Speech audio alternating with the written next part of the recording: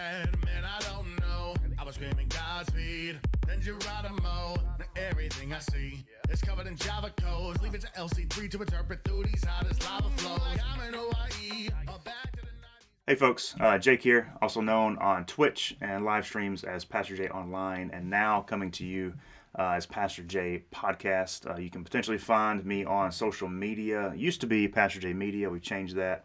Repping some swag. The Gamers Table info coming soon. But before we continue talking about all that, I want to introduce you to my friend Tony. Tony, take it away for a minute and tell us about yourself. Yeah, Tony, friend of Jake's. We are a couple guys who get together regularly to talk about life and the Lord and all kinds of different things.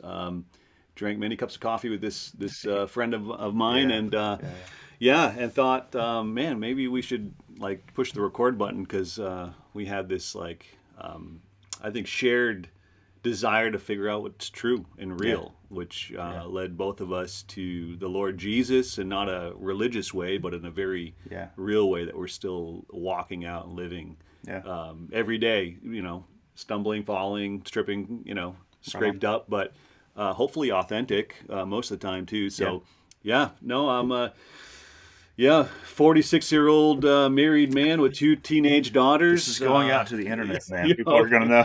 They're going to know everything, just a guy who's in a kind of a second mountain career.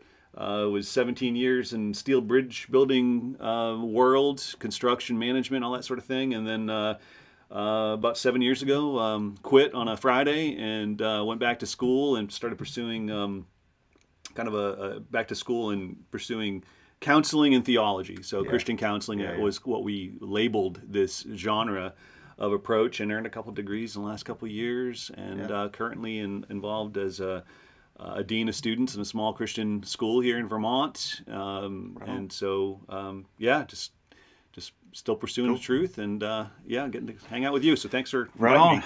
Yeah, it probably won't be the only time. Okay, so we'll see. We'll see at the end of this. It's funny, actually. I've listened to my fair share podcast. If you're getting to watch this, I've watched my fair share.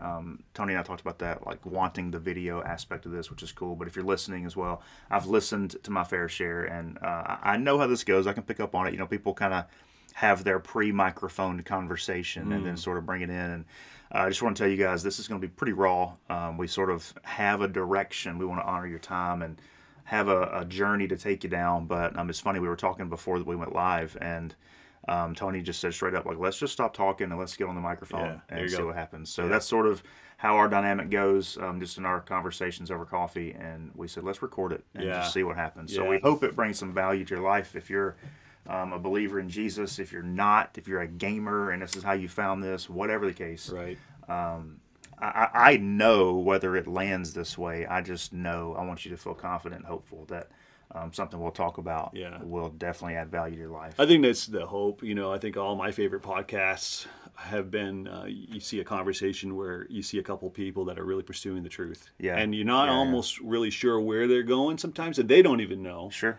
I think, to name names, I don't know if you can, but my favorite guys, I would say Joe Rogan does some phenomenal. He's just a great question asker, and he's a guy who's kind of on the pursuit of truth. And Jordan Peterson's another one. Those types of things where they're talking to people with different worldviews and trying to pursue what's true. And you and I have been talking a lot about contemporary culture, I would say, and how do we be in the world but not of it? To use a scripture to describe, like, we have desires. We enjoy art and film and music, and we enjoy different pastimes that could be considered like just worldly, but no, man, they're part of the full human experience and full life. So we dive into all those things and pull a bunch of threads and hopefully tie together something that resembles something true and real. So, absolutely. Yeah. Well, something that Tony and I talk about a lot. It just comes up. I think partly because of some shared interest and some shared relationships we have in our life. But I really think it's sort of at the core of even a bit of what we do, and how you mentioned how your career's changed and some of that. And I see it in you. I see it in me. And we want to take some time, not to come at you, by the way, as professionals in this, or as if we're diagnosing the issue, but genuinely people that are, as you said, really trying to pursue the truth. Right. People that really do think we have began to grasp, or we're touching it, right? We're actually touching hope, Yeah. right? We're actually getting there, Right. And just to share some of those nuggets, man, I hope some of it Yeah, can that's kind right. of land. Yeah. And so the thing that always ends up coming up for us is talking about, and forgive however I categorize this. It's not. I hope it's not offensive, but young adults. I know that's a pretty big, it could be a big idea, but just maybe we say the up and coming, the emerging generation of people in this world, right? Right. Really, if you want to think of it this way, used to sit in the back seat of the car, and now they're sitting in the driver's seat, really and truly, right? Like we know that wherever the world's going, it's because of who's coming up, you know. Right. And something that Tony and I talk a lot about is just things that we believe we see from shared experience, and just even from even biblical experience and perspective, things that we are convinced that these young adults need in the world today. Yeah. Yeah. And And you've been kind of formulating this yeah, more intentionally, even to the point where, maybe it's because of your vocation of communicating yeah, as a pastor, yeah, preaching a message, where you are thinking in concise ways that you can communicate, and you've sort of done this now. I mean, even as we prepared this yep, conversation, you were approaching me saying like, I've kind of taken all of our discussions, the yeah, hours worth, yeah, yeah, and I think I have 3 points I like to pitch through there. yeah. And so, That's right. do you want to pitch them? Sure. First one, I think we'll start here. This will be a great place again. Hope's a big deal, and maybe hope's sort of a recurring theme of this. I don't know. That's kind of how it happens, right? By Yeah. the time we're done, we're like, hey, that was a theme. But to give some hope, right? This isn't going to be a necessarily, all right, young adults, listen up. It's not that kind of thing. I mean, I'm a young adult, I guess. Again, I don't know how you categorize it, but to give some hope here, I really think one of the things that young adults need in the world today is they need to be around people who will listen. I think that's a Yeah. big deal. I feel that in my own soul, and Okay. I see it in others. Why did you put that as a main point? Yeah, there's something. I think we all know this, man. No matter what age you are, but you want to be valued. We all want that. Yeah. But man, I don't know if it's. I don't think this is a new idea. I mean, gosh, again, if you're a Bible person, you can go back and read the scriptures, and I'm sure it's all in there if you put that lens on. But being able to talk in a way that's heard, I think, is growing more challenging for a few reasons. One of them is I think it's easier to talk.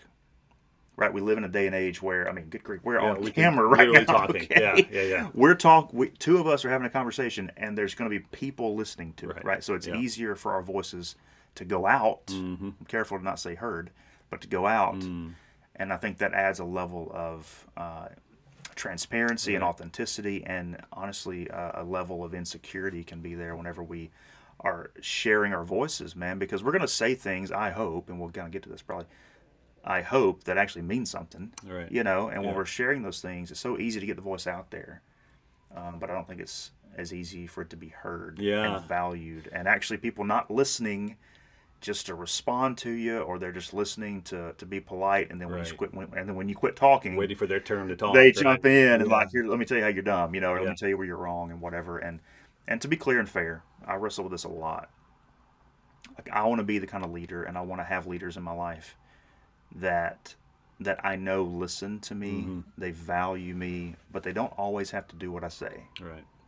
Yeah. That doesn't have to be in the same conversation, right? Yeah. So we're not There's talking about so agreeableness. You're not looking to have a right. conversation where everybody's like, Yeah, it's not agreeing with like have a voice as in give me a microphone and let me say what goes. Yeah. That's not what I mean by that. I mean just because people say things that matter to them, right? Right. Truly. Yeah. And I think the danger too is when we get in environments where people aren't listening, we start saying stuff that doesn't matter to us. We start saying things that just want to garner attention. We start saying things that are extreme, that aren't really what we Yeah. think. Yeah. But we got to have some shock value so you'll listen. Well, that's I got a lot of thoughts here. I Okay. could share. I mean, actually, we started unpacking some of them, and I was like, "This is where we should push the timeout button Right, and push yeah. the record button." But, I guess I got a lot of different things here. See if I can grab one of them. But one thing I think that you tap into in this approach is that, and as a counselor, we studied about the idea of truly connecting with people, and what that does for us to be known.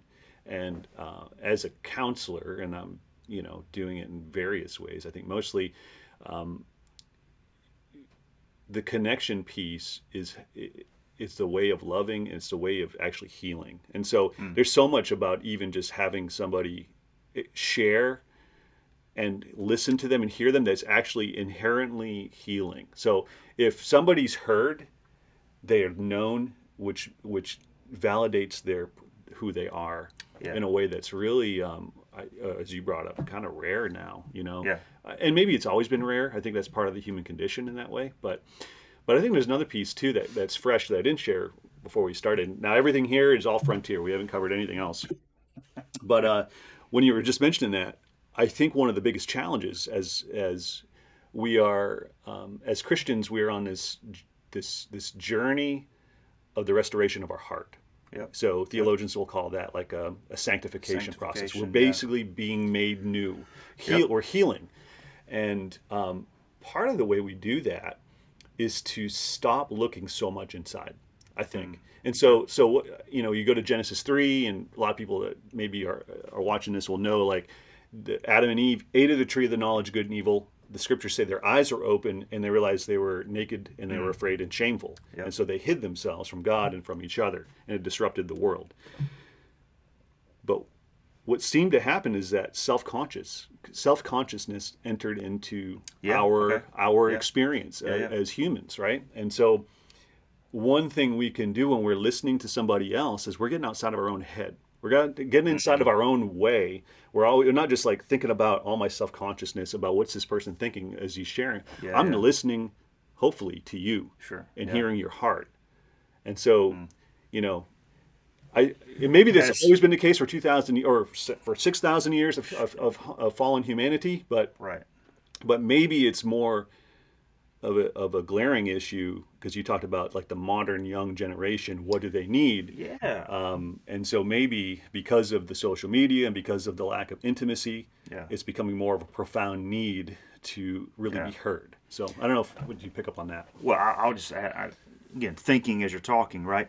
Listening. It makes me think, some folks watching this or listening, they'll have found this because I do some things live stream, and it's this weird dynamic moment of, right, I'm getting my voice out there. I have a voice and I'm saying some things and I'm doing some things even on camera, and there's people even interacting and they have a voice and all this, and it just there's so many opportunities to get your voice out there. And I think we got to be careful, if I'm honest. We got to be careful with that, because we are unintentionally creating this dynamic in our own soul where we feel like the point isn't to be known, but the point is just simply be heard. Yeah, okay. So does that make sense? Let me kind of almost downshift a minute, because a second ago I said, hey, people need to, I want, what the young adults, what I need, what people need right now, I think, is for folks to actually hear them. But to take it a step farther, what you did pretty quick there is, it's almost to say, it's not so much just to hear it, but you got to realize that when you're hearing people talk, it's more than just surface stuff. You're hearing, if we're creating conducive environments for this, you're hearing their soul, man. You're hearing their heart. You're hearing. Well, if they're truly being open and not taking on a fig leaf approach, and I say that biblically, but this like pose or this like version of this cool guy who's everybody wants to watch and be like, versus like, and that's where honestly, this is the first time I've ever done a podcast, because I really don't want to be seen by the world. I'd rather have an intimate discussion, but I'm doing this because you've asked me to do this, and well, thank you. I want you to, I want this thing to matter. I don't want to do things that don't matter, but I also don't want to just be another voice. So I've managed to stay off of all social media since it's happened. Every time I think about getting a Facebook account or whatever account, coming off the mission field and like, this is a good way to connect with our Dominican friends down there, I think of 10 reasons not to. And I haven't, because there's an element that is not the real thing. And I think that's what maybe part of what the point that you're proposing is, to be heard is to be known, and to be known happens in a community, in a relationship.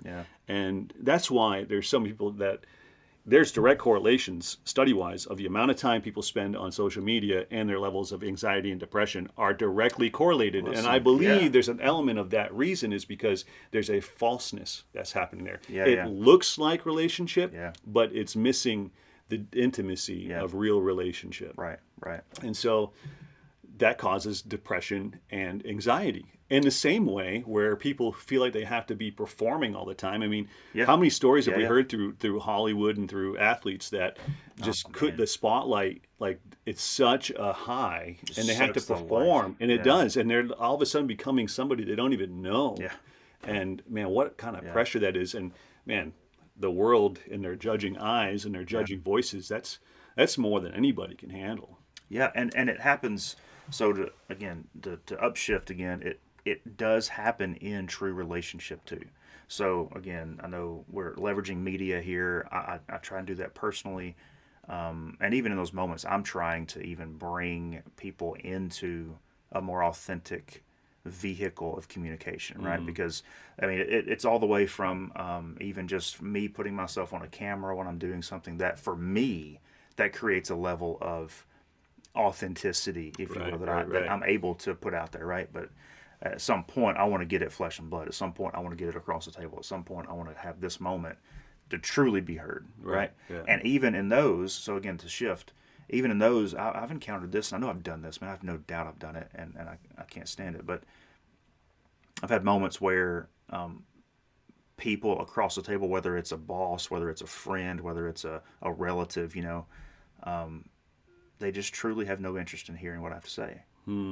And then it gets me into a position to where eventually I just lose interest in saying anything. Right. And I'll tell you, man, I've had those moments in my life and it began to eat at me. Sure. Truly, like to where I got to the point where I'm like, I'm not even who I am.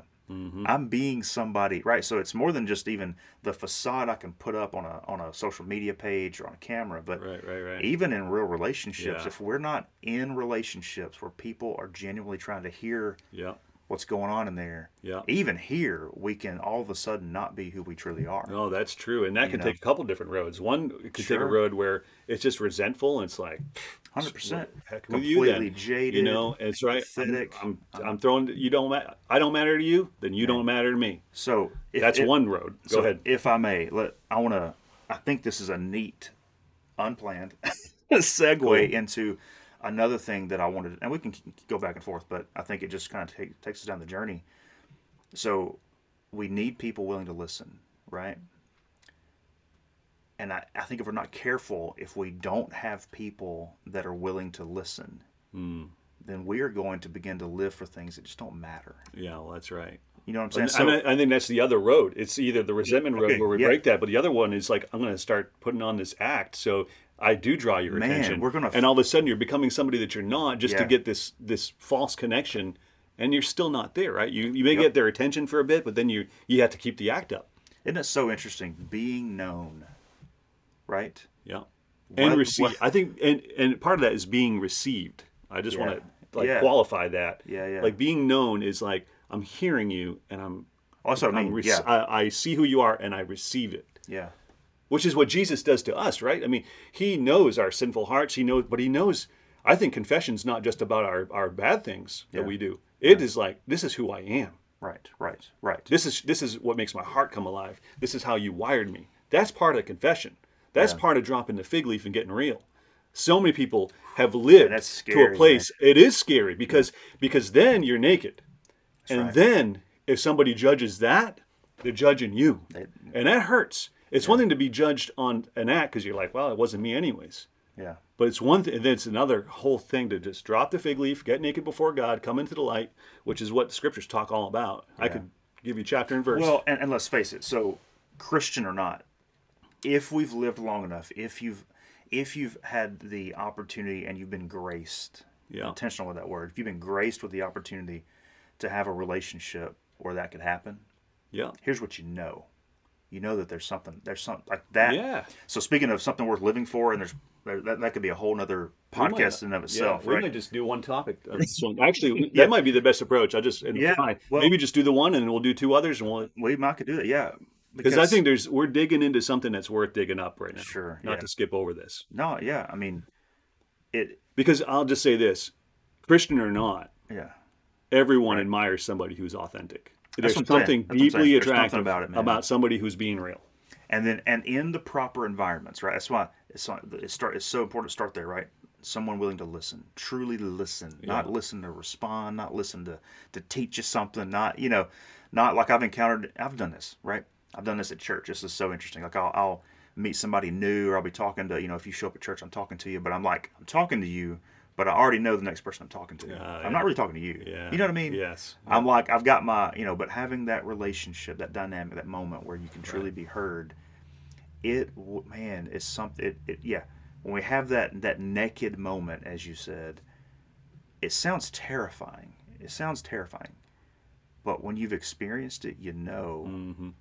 that, hey, listen. And I'm not going to even contend right now that that's what's worth living for. I think that that's just, again, a piece of the journey, but that'll begin to point you, I think, in the right direction to finding something worth living for. Because the inverse, as we already spoke about, if we're surrounded by people and moments that just, man, we feel like we don't have a voice, we will find a way. We will fight to find a way to be heard. And that's what I find. That's what I see. I see it myself.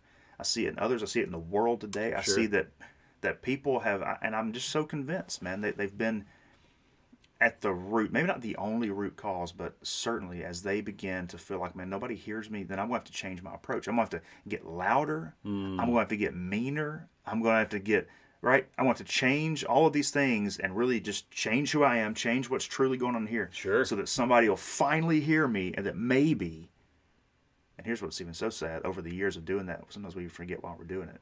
And that becomes who we are. We lose the reason we're doing all that. The reason we're getting so loud and getting so mean and getting so off the keyboard. What's happening is we want to be known. We actually want a relationship where somebody can talk to us, Right.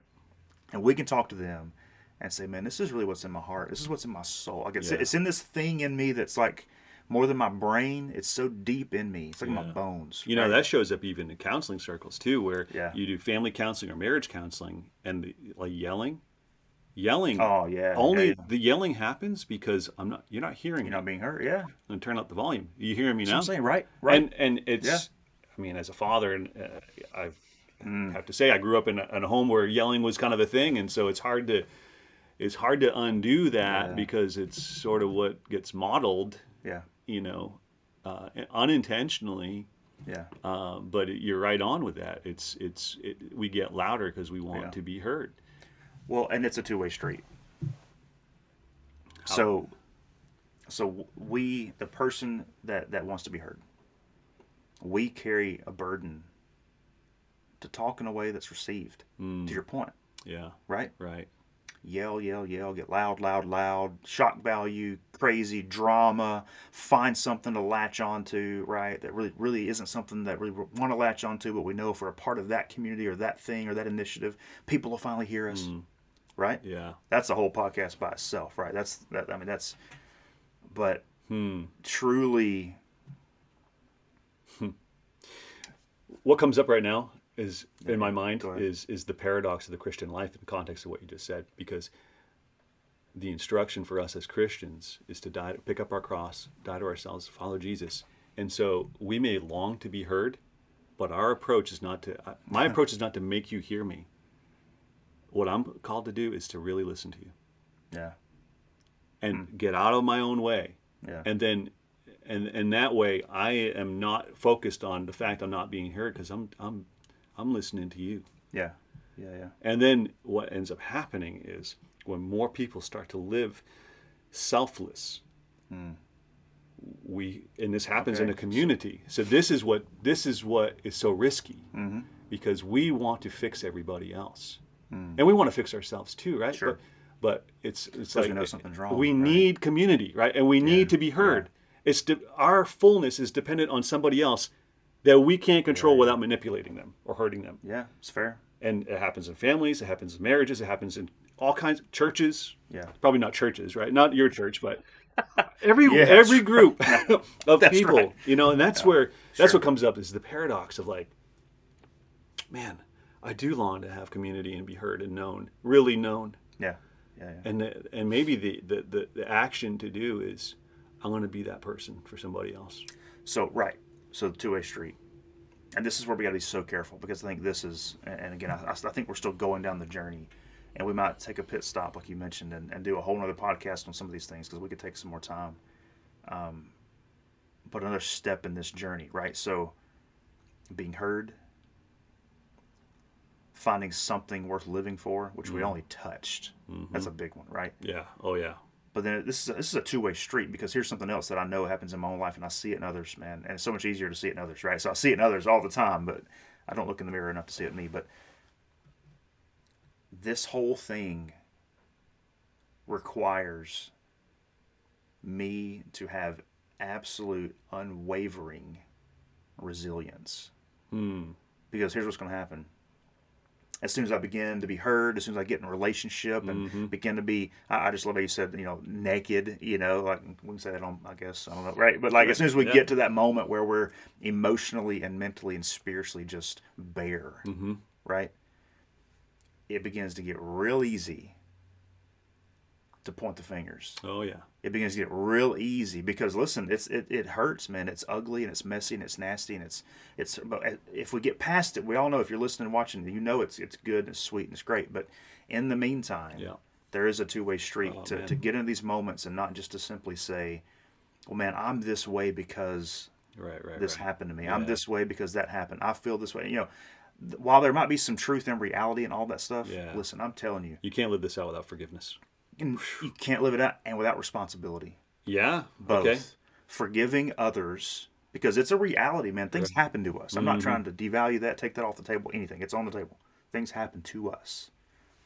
But too often, we think that it's always somebody else's responsibility. It's always somebody else's fault. It's always what I am right now. I'm not heard. Now, I was careful at the beginning of this, right? It's like, I'm not heard because they won't listen. Right. Well, sometimes we need to change how we talk. Right?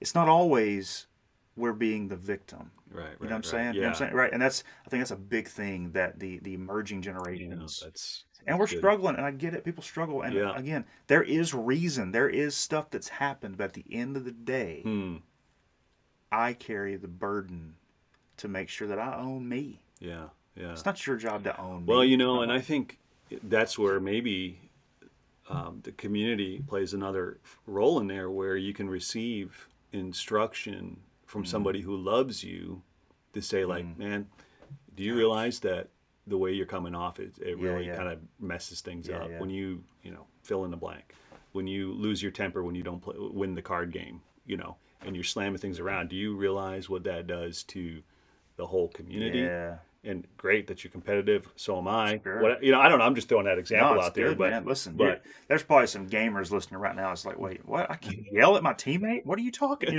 It's like, that's me and my buddy last night. We're playing, playing Apex. Shout out Apex. We're like, anyway.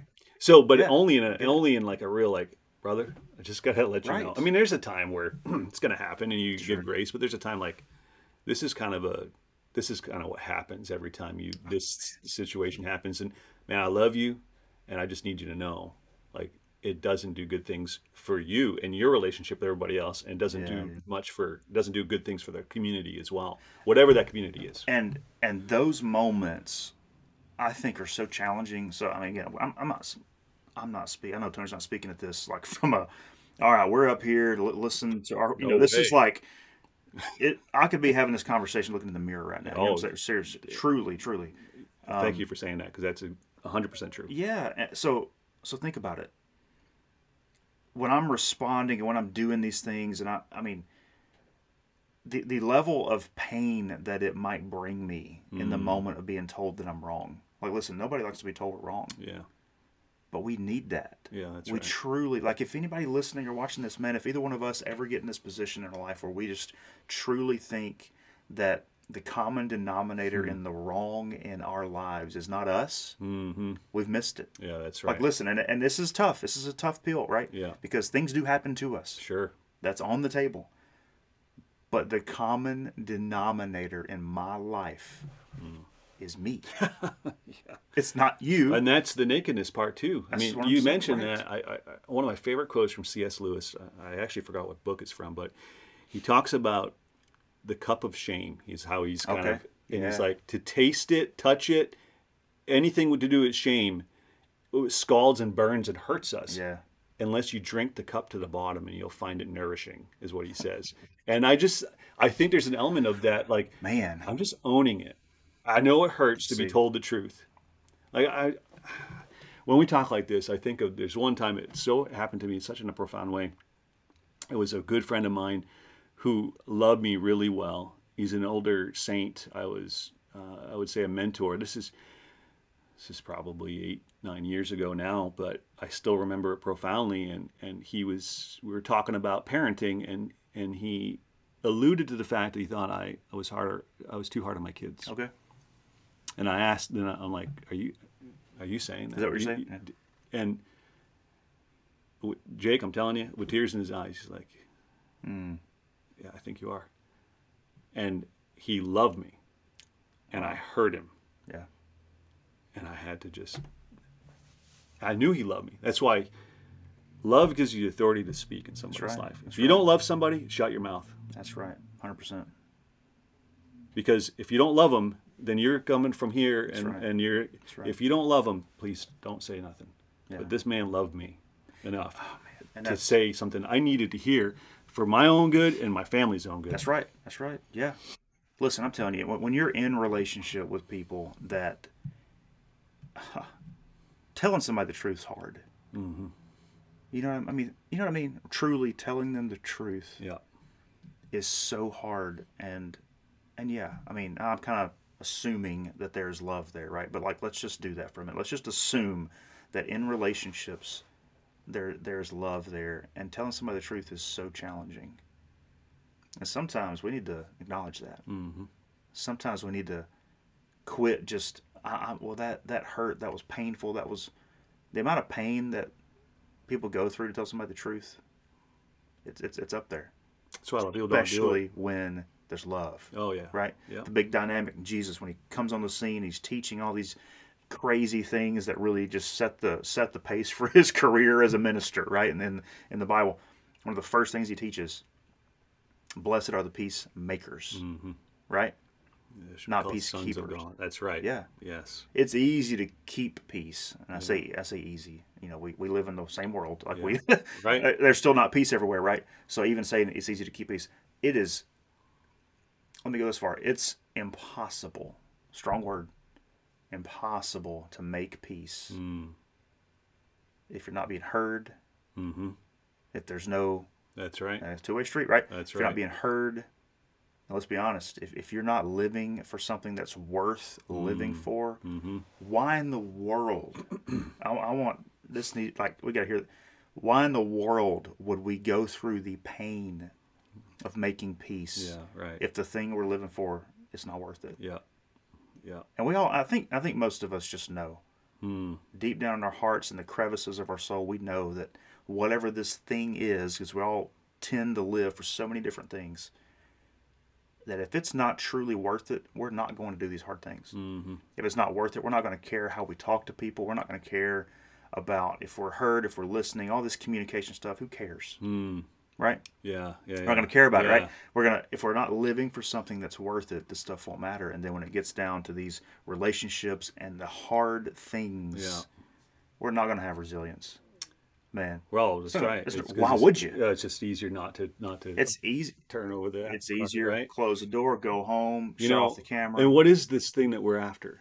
You know, I'm sitting here listening to you, and I guess I'm sitting there asking myself to put it in words. Like, what is it we're after? And I might suggest, and this could be totally off, but I might suggest what we're after is the restoration of our hearts and the restoration of humankind. You mentioned healing earlier. Healing. And that's what I mean. Healing of humankind. Like, I think that's exactly what the age we live in. Yeah.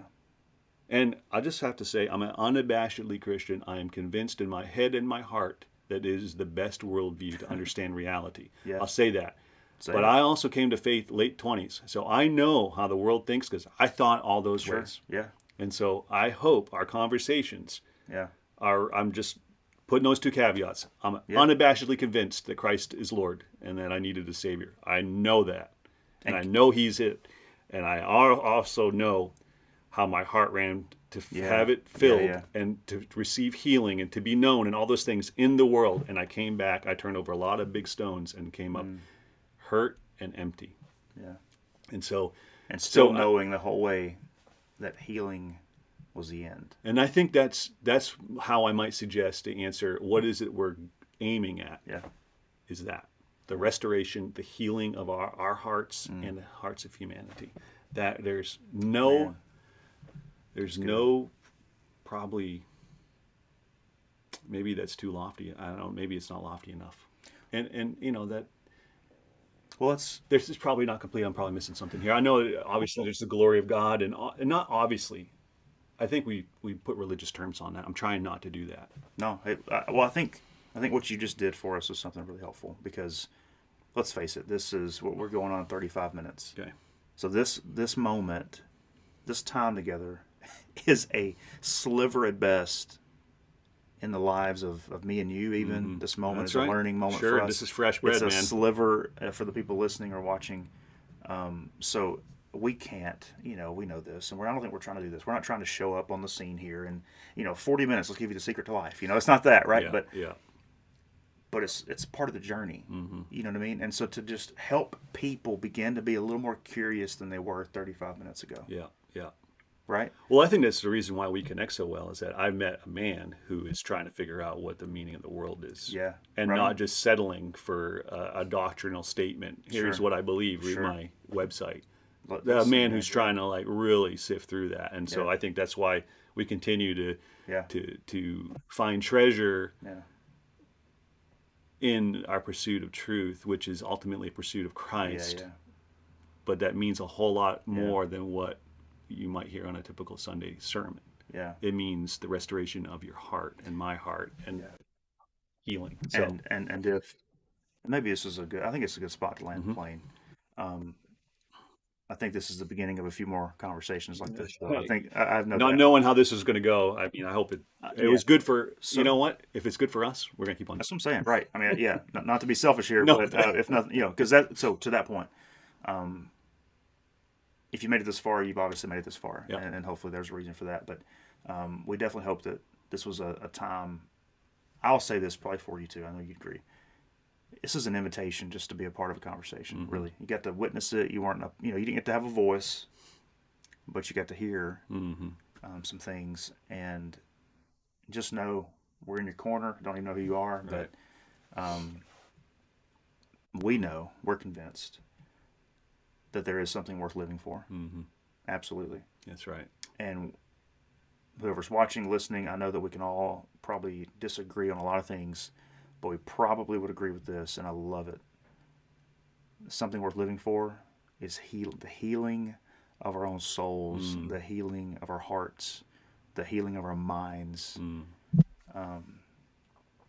And so just take this as an invitation to join us, man. I'm with you. I love it. I love our conversations because I feel like that you and I are pursuing that for ourselves. And here's the thing: is why I want to record it, because I don't want to do it alone. I don't want this to be a selfish Right. journey. That's right. I don't want it to be a journey where it's just me and you, No, or it's me and my that's family, right. you and your family, the people. Like, I want to be able to open this moment up, as profound or as not profound as it might be, but open it up because somebody just might be able to hear something and begin to get a little bit of hope and a little right. bit of healing. So hopefully you found some of that. Hopefully maybe even this was the jump start to begin to think. So again, people need to know that they That's are right. heard. Yep. People need to know that what they're living for Yeah. is worth it, because all of that, none of that's going to happen Yeah. unless we have unwavering resilience. I feel like I'm kind that's of right. giving a That's sermon good. out, but that's the journey that I think we went on Yeah. in our time together. Even right as you here. just run, I know we're trying to land it, but even it's as you good. run through these again, to be heard means you are valuable. That's right. Yeah. And so many people feel valueless. So they got to do all the things they do to gain this, am I worth hearing? So Right on. It's good. Well, thanks for tuning in. Thanks for watching. Thanks for listening. We hope this was valuable to your time, added something to your life.